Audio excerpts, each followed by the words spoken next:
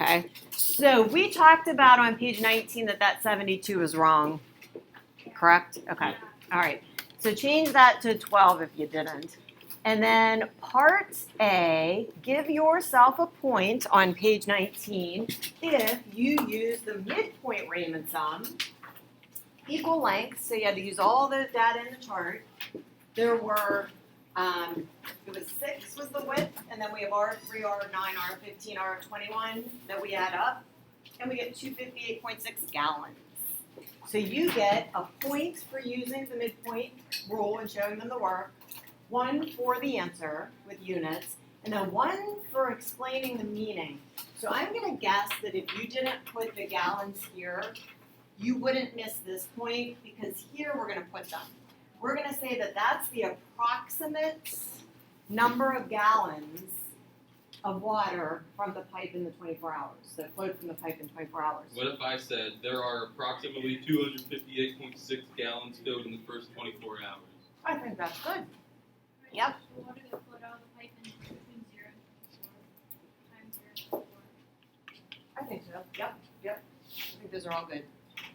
258.6 is the amount of water in gallons that is flowed out of the pipe in 24 hours. Ooh, yes, that was very nice. Good. Anything else? Those all are good. Yep.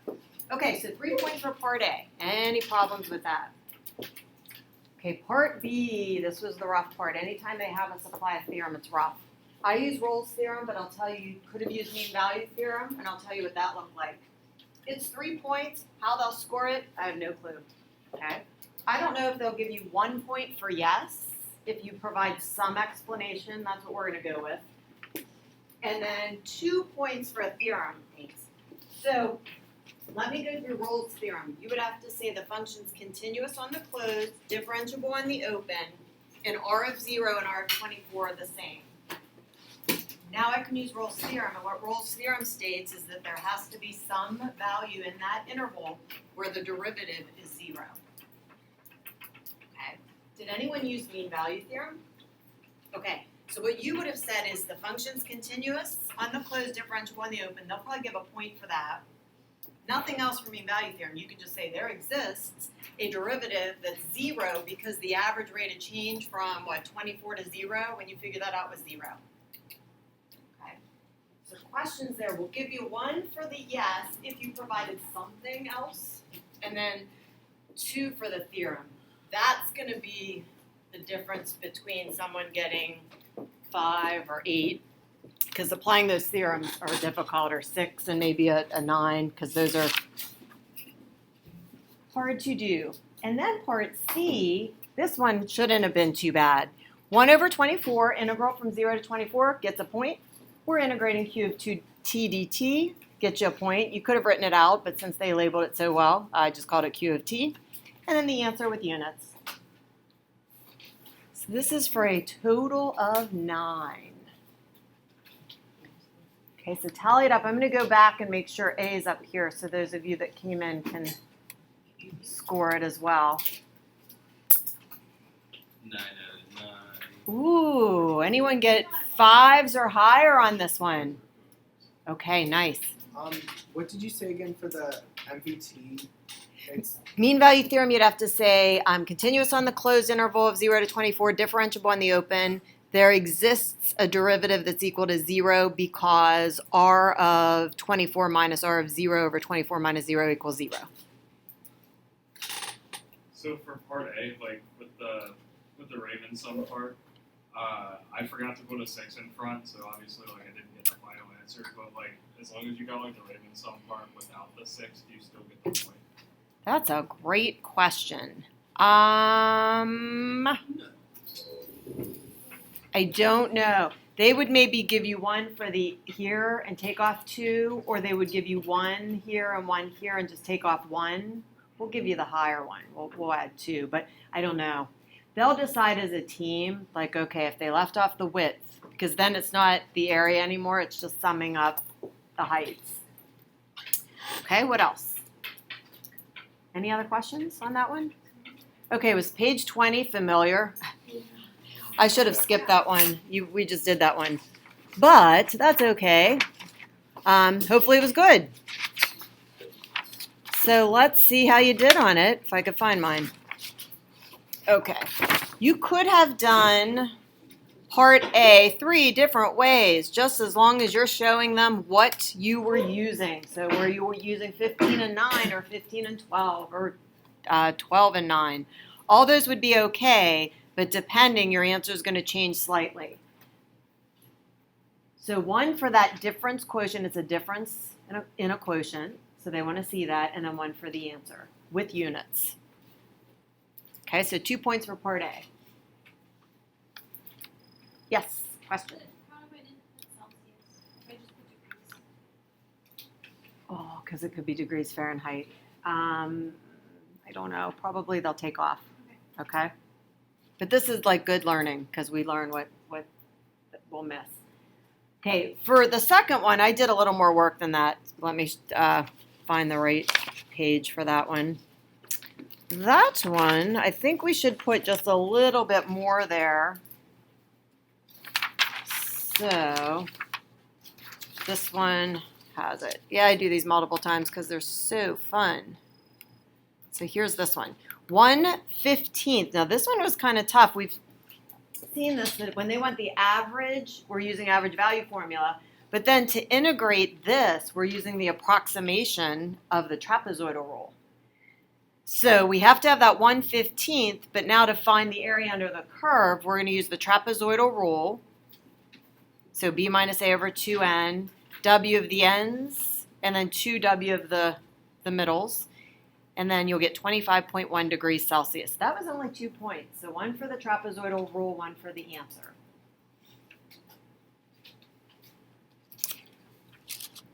And this was a calculator question, so of course you're going to have the calculator do the work. But in C, p prime of 12, negative 0.549, you get a point.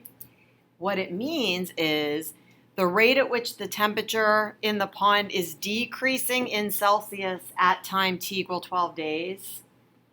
Or I think when we did this before, we said that you could have said the temperature is decreasing at a rate of 0.549 degrees Celsius degrees Celsius at t equal 12 days.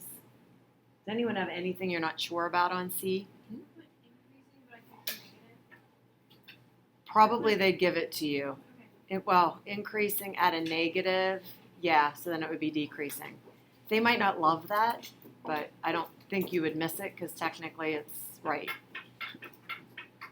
And then D, this part I thought was the easiest, right? Average value. So 1/15, integral of 0 to 15 gives you a point. Integrating p t dt, bless you, gives you a point. And the answer with degrees Celsius gives you the last point. Yes?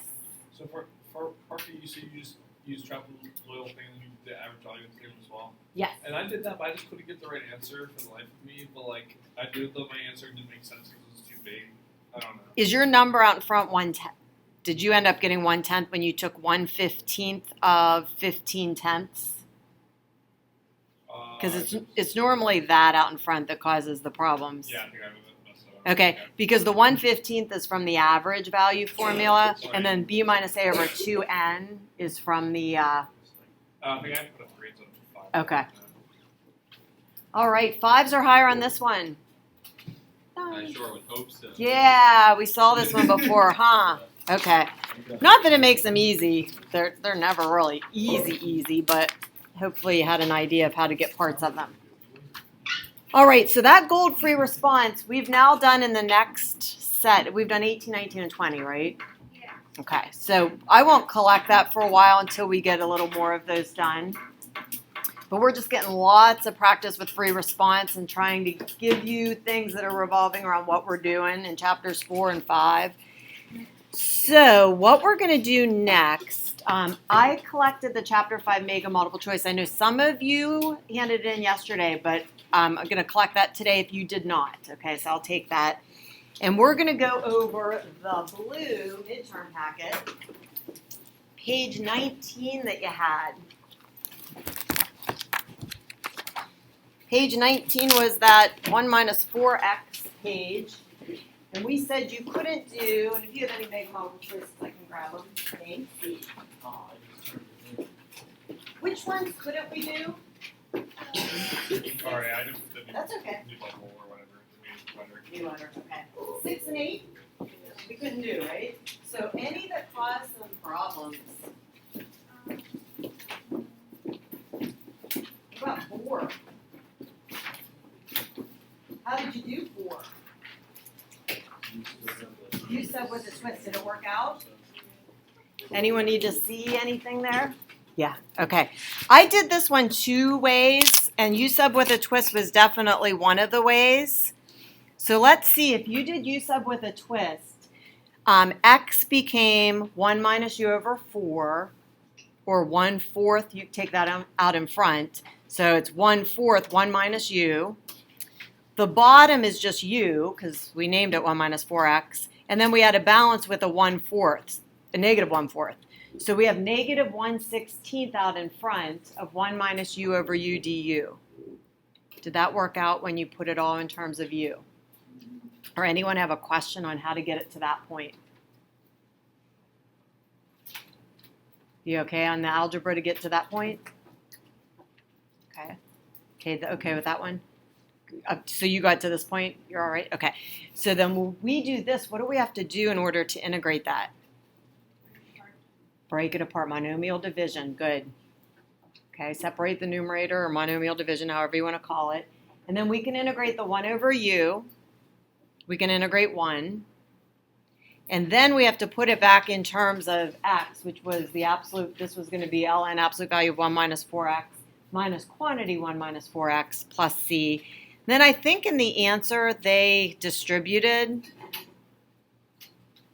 the negative 1/16, which you didn't really have to.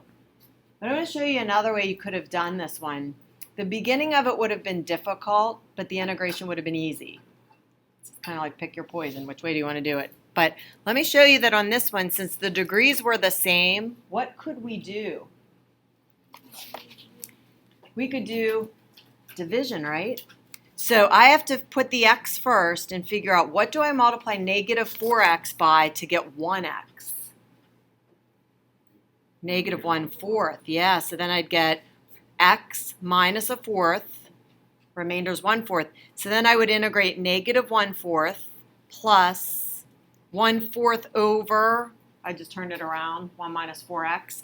So then I could separate and integrate the negative 1/4, and then I needed a u sub on that side. So that's another way you could have done it. Were there any other numbers that tricked you? Number 10, sure. But is that the same one? 10, okay. So 10, let's see what this one was. If I square the denominator, I am going to not be able to do it. So I'm not going to do that. I'm going to let u be 1 minus 4x. So du is negative 4 dx. So I balance with a negative 1/4 integrated u to the negative 2. Anything else? Okay, so let's go over the book homework. So you had 6 problems there. We're going to see 3 of them. So start us off with number, did I give them out? I don't know if I did. I didn't give any presentations. Okay, so I was going to think 38 was a problem just because it was an even. Should we look at that one? Sure. Okay. So 38. Oh yeah, this is a good one. They use a little trick. What was the trick? Because there's not anything we can do at the beginning. They multiplied by the conjugate. Remember doing that? Yeah, in trig, where you had to multiply by the conjugate to rewrite that into a different form. So why do you think I made it cosine squared minus 1? So we can change that. So you can change it. But it was a little tricky because they switched it on us. We know cosine squared plus sine squared is 1. So if I do cosine squared minus 1, that's equal to negative sine squared. Okay, so I have a negative sine squared. And then what are we going to do? I threw the negative out in front just to get out of the way. And then separate. Yep, separate. Because this first one, now watch when we separate, this negative needs to get distributed. That's a common error because we forget, we think it's just in front of one of them. And then we can integrate 1 over sine squared because that's cosecant squared. And then the first one will integrate with u substitution.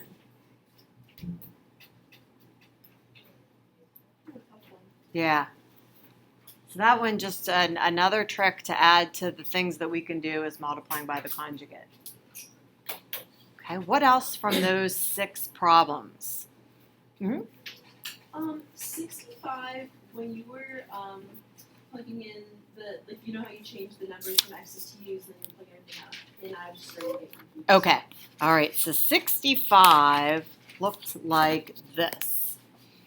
So using u substitution to start, balancing with a negative 1/4, we're integrating u to the 3/2. So that'll give us, I can make that negative 1/10, and I put it back in terms of x.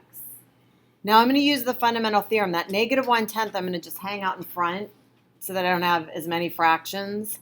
And then I'm going to put in 1.5 first. Negative 4 times 1.5 is negative 6. So negative 6 plus 6 will give me 0.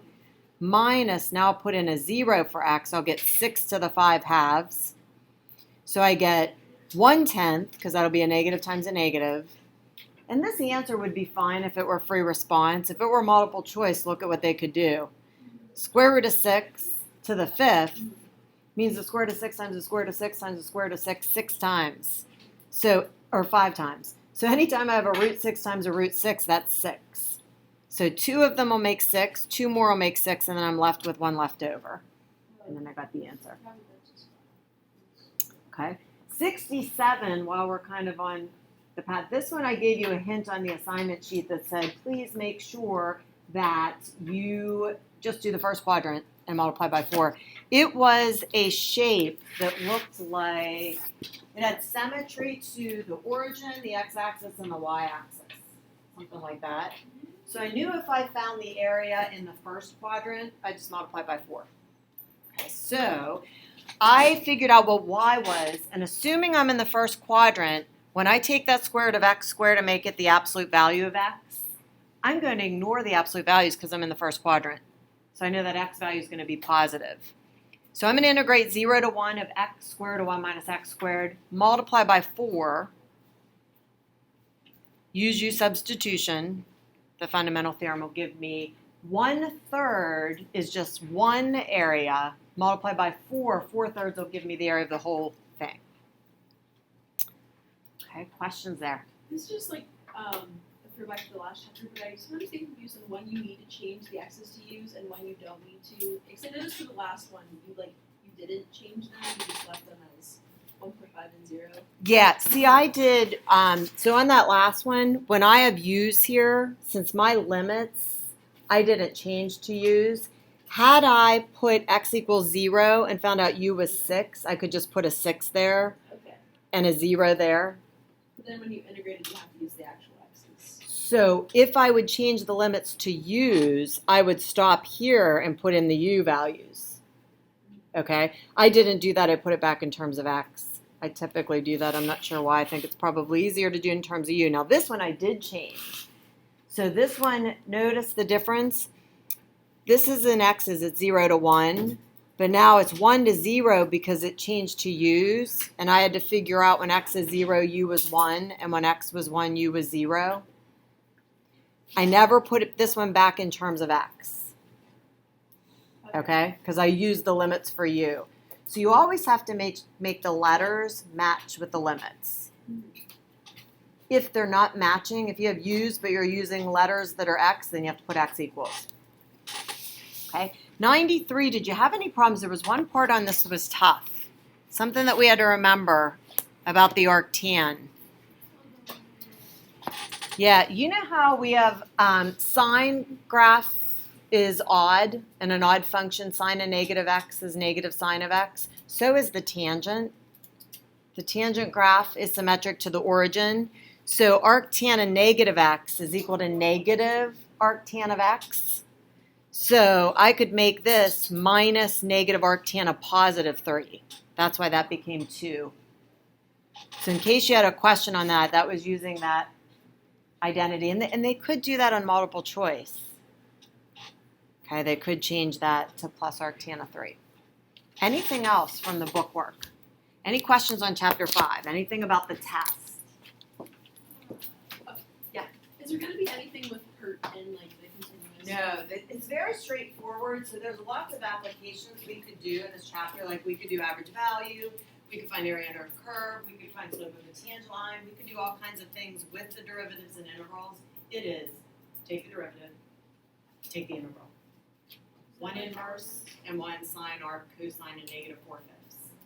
That's it. That's it. So it's not going to be a modeling test or applications. Wait, so you said, I remember it was 4 derivatives, you said 4 integrals, and Yeah, then 4 or 5. I think it's 5 derivatives of 4 integrals or vice versa. And then one inverse and one, like sine or tan, whatever. Any other questions? Are the answers to the actors worksheet on Blackboard Or the answers to what thing? that they have to score you said Yes. how much you Yes, and I posted those before I've been locked out of it. They are. In chapter 5, yeah, the after school review little sheet that I did put those answers online. And we worked through them and they were right, they were all right, so. They're correct on there too. What do you think are the biggest mistakes that people make for chapter 5? What should they do? Not knowing how to start an integral, but we've worked on that a lot, so I'm hoping that we're better with that. Like if there would be a trig function using the wrong identity, algebra errors, forgetting to distribute negatives, forgetting how to integrate a to the u and taking the derivative of 5 to the u. A to the u, integrating and taking the derivative. Biggest mistakes. Okay. Look over the gift worksheet, do a couple of those because you have one. I think I pulled one from there actually and put it on the test. Okay. Anything else about the test? You guys, you're good. You're in good shape. You are.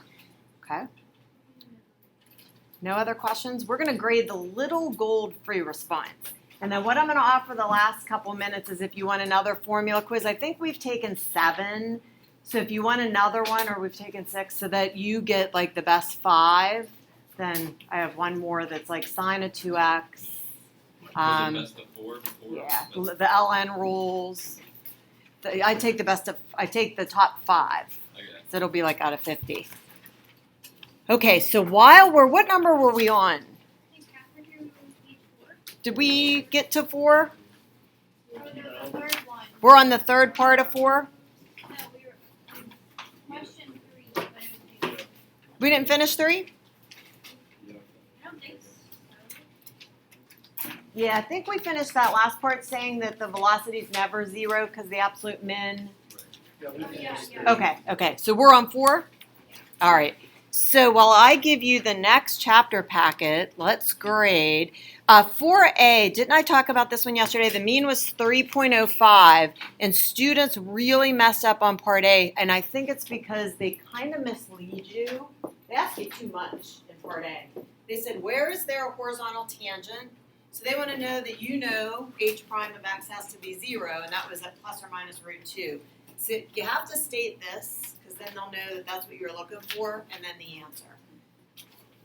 And then they asked for relative extrema. Well, they kind of led you in to get a sum of your critical numbers, but which one did they leave off? What's the other critical number? Where else is the derivative undefined? At 0, right? So your sign line has to have 3 critical numbers. So there's a relative min at positive and negative root 2 because the derivative changes from negative to positive. So you get 2 points for that, 1 for the justification, but if you never mentioned that h of 0 never exists, I just did it here and said it's undefined. Somewhere you had to say that x equals 0 doesn't work, it's not continuous at x is 0, or they take a point off of whatever you earned, okay? So you have to state that. If I said plus or minus square root of 2 and then I said x equals 0, but previously I said x cannot equal 0, do you think they didn't make the connection? So, Because I put We'll it give as my it answer. to you, yeah. Just make sure we go through these for that purpose, is to make sure that you know what they're looking for or what to add. So we'll give it to you. Okay, so part B.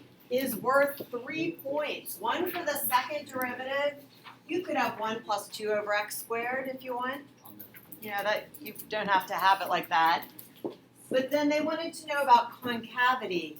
So it is concave up from negative infinity to 0 and 0 to infinity. If you said negative infinity to infinity, then you wouldn't get that point. And the justification is because the second derivative is positive because I displayed that. So my justification matches the work I did. Okay, any questions there?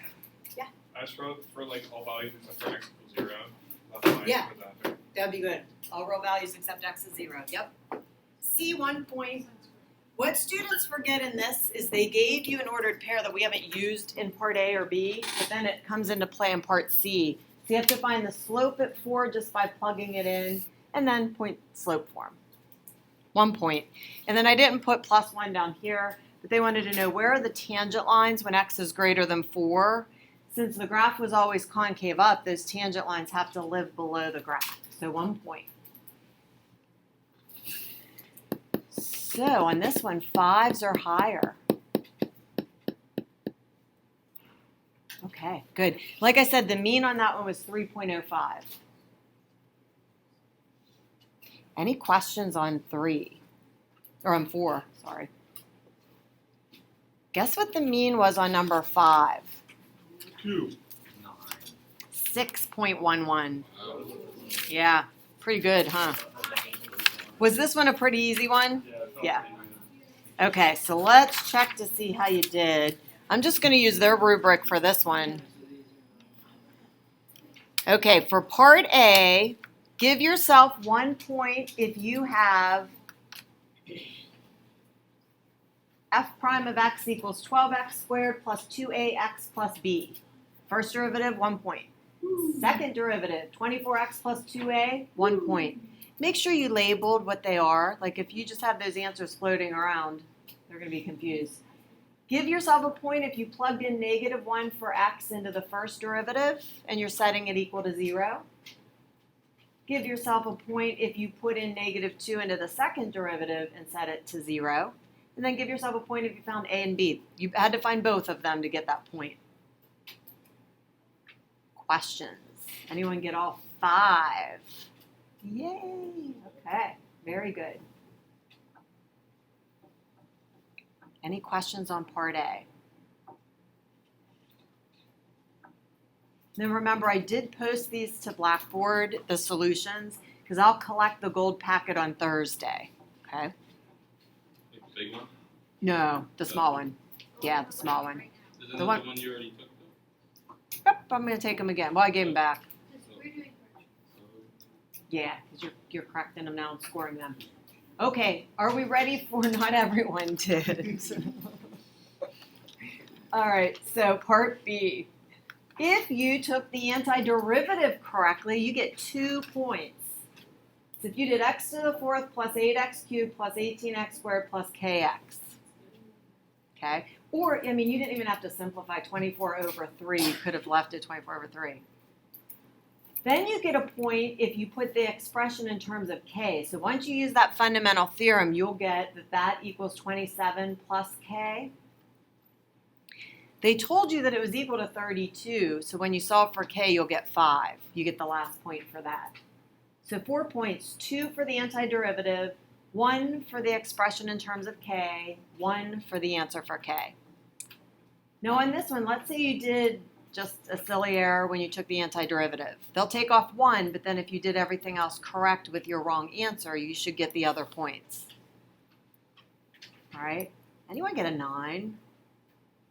Wow. Okay. So we had a lot of 5s, but that was good. So you got the whole thing. That's awesome. Questions there? 6.11 was the mean, so to beat that one, you need a 7, 8, or 9, right? So that was pretty high. wait, so if I took the integral and I didn't plug in for a or b, like I had the equation, but I didn't plug in a or b. I just typed it in my calculator after that. Oh, it was a non-calculator Oh, was it? question. Okay. Oh. Okay. Do you wouldn't get it? Awesome.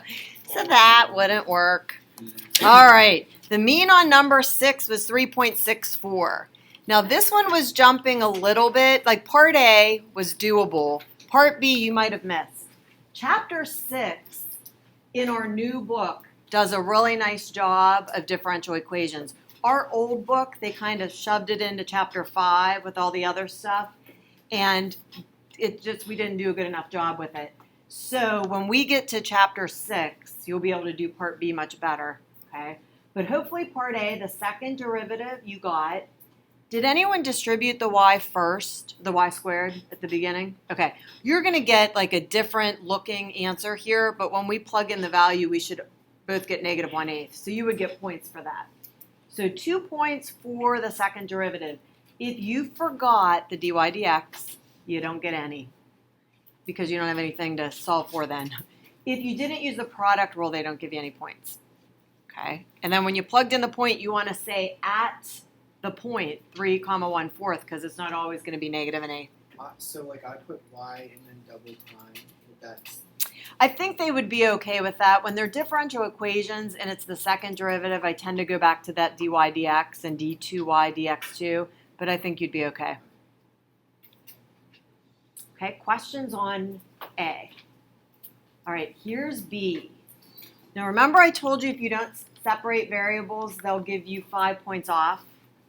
Now this one, you not only had to take the dx to the other side, you had to separate the x's with the dx and the y's with the dy. Like you can't leave x's and integrate dy, and you can't have y's with the dx. So you had to totally separate variables, which means algebraically get all the things that have x's on one side, all the things that have y's on the other side. If you don't do that, you get 0 out of 6. Okay? Because if you don't do that, you can't integrate. So what they're going to do is integrate this side, get negative 1/y, integrate the right side, 6x minus x squared plus z. How they give you points is 1 for separating. If you didn't separate, no points given. 1 for integrating the y's, 1 for integrating the x's, and 1 for the plus z. So that second step has 3 points. Then they put in the ordered pair that was given and find out the c value. They want you to solve for y. So this one was a little tricky. So I went back up to this step and put in my c value, but I distributed the negative. So I made this like that. And then if you have a fraction equal a fraction, you can just take the reciprocal of both sides. The reciprocal of 1/y is y. The reciprocal of x squared minus 6x plus 13 is 1/it. Now you could also have negative, and you might have had negative x squared plus 6x minus 13. That means the same thing. But you get a point for that as well. So anyone on that one that got 5 or higher? Okay. All right. Good. We will do a really good job. Someone did, so that was good. In chapter 6, so that we'll definitely get better with those. Okay. So what I just gave you is the chapter 6 packet, and that's what we'll be starting on Thursday. So I'll tell you about that in a second. But what I want you to do in that small gold packet, we just graded them all and corrected them. I want you to add up the scores from all 6 problems. Okay, so figure out your scores on all 6 problems. And then I want you to put that score on the front cover, just like up on the upper right. You don't have to write it real big, but it would be out of 51 points. The AP test is out of 54, but we didn't do number 1, part C. Okay, so put that in the upper right-hand corner, the sum of all 6. Yeah, you can use your calculator. And then what I would like you to do is if you did use this as a good study for the AP test, meaning you try to time yourself as best you can. I know you can't have this wonderful test setting every time you take these, but you didn't look for answers. You didn't really check with anyone. You just did it to see how you would do. And I just want you to sign your name by your little score. I'll know if you didn't sign it, and the next time you're just not going to look for answers. But I want to know, can I use this? Because now we can add it to your multiple choice, and we can look to see what you got. So your score that you got right now, if you're someone that does better on multiple choice than free response, you can kind of go by that guide on the back. If you got 43 on your multiple choice, you would need about 28 on free response to be in the 5 range. So, if you do better on free response and multiple choice, then your free response needs to be higher if your multiple choice was lower. Okay, so if you remember what that multiple choice score was that I gave you yesterday when I gave you that sheet, you can kind of play with those numbers. Now that's going to be due Thursday. Okay, any questions there? So the new packet you got, isn't it cool on the front? These are called slope fields. Okay. These are called slope fields, and this is what we're going to start on Thursday. So tonight's homework is going to be in the AP Calc Bible to do 7 and 8, 15 to 17, because it's just going to review for the test. And in the midterm packet, page 20 are just derivatives, like you did the integrals. Okay. If you look at the answers on the derivatives, and I crossed it out, it's because we couldn't do it. I can't remember if there were any derivatives. It was like an arc-secant. We didn't learn those. Also, Yeah, those are called slope fields, so they're really cool. We're going to start these on Thursday.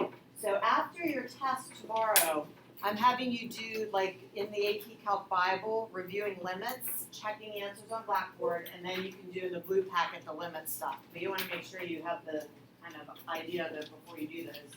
We'll start this on Thursday. Now what I noticed, I get some feedback from the AP test on the 6 free response and what kind of topics they were. In the past 2 years, I think slope fields are really easy, and I think I went through them much too quickly, because that's out of the 6 categories of free response, that tends to be the lowest score for my students. It's still higher than the national, but that's the one that we do the worst on.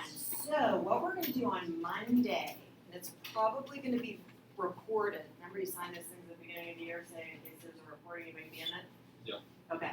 So I'm going to record, we're going to do a little exploration on slope fields because I really think it'll help after I present it. I have to do a video, like a 10-minute video for national boards. Yes, no, this is like us, they'll actually see us. But we can't say names, we can't say school, we can say first names, we can't say last names. It's fun to be here. Every time I go, great player. Hey, Kelly. I don't even know your last name. So Ms. Ortiz, I think, is going to report it. I'm hoping my iPad will work, but we'll see. But that's what we'll do on Monday, because I think it'll really help kind of tie those concepts together. It's going to get our faces, too. Yeah. I'll have to wear my Cornell hoodie that day. Okay. So I'll be Monday, wearing get my all thing. jazzed up, Right. Any questions? Okay, so, and I'll probably shorten the homework on Thursday a little bit, so stay tuned, because I think I'll want to do a couple of the worksheet problems in groups on Monday, okay? So if you want a formula quiz that's on that trig stuff, I can give you that if you know you need another score. It'll take you about 3 minutes. Wait, is that an audio recording or like a film? No, that's what I said. Yeah, It's this gonna was have our like faces. basic. Record your face Yeah. with audio. We practiced today, 7th period. I had Sophia taping it. So I think that she's going to be who's taping it. That was good. Yes, as you can see. We got all the funnies out before the actual. Anyone wants to